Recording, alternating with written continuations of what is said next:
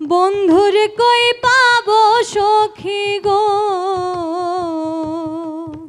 সখী আমার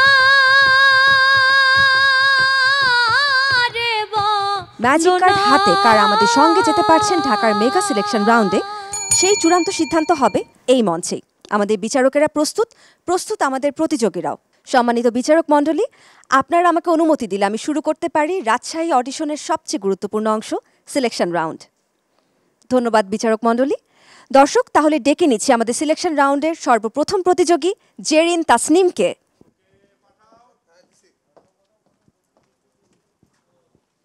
আসসালামু আলাইকুম। ওয়ালাইকুম আসসালাম। আপনি আমাদের রাজশাহী অডিশনের সিলেকশন রাউন্ডের প্রথম প্রতিযোগী। জি। কি গান শোনাবেন আমাদেরকে?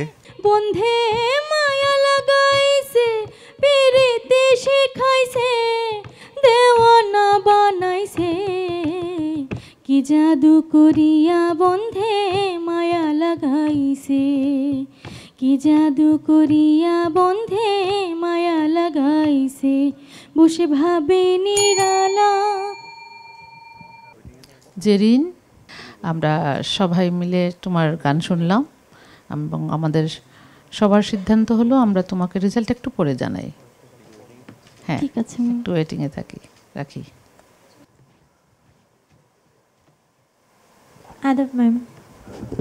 আদাব। সৃষ্টি রানী দাস, লালনের কোন গানটি আমরা শুনবো? যদি তরিতে বাসনা থাকে, ধররে মন সাধুর সঙ্গ। শুনি।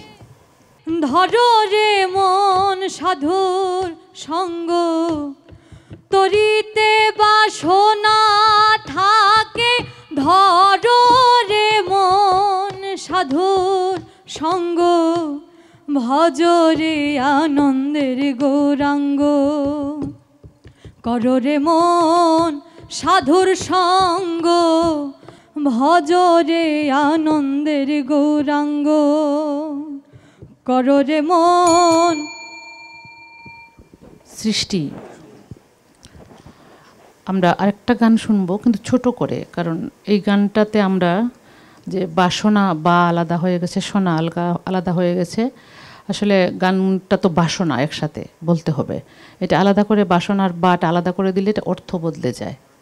এর জন্য আমরা সবাই চাইছি ছোট করে আরেকটা গান শুনবো। বন্ধুরে কই পাবো সখী গো, সখী আমার বলো না।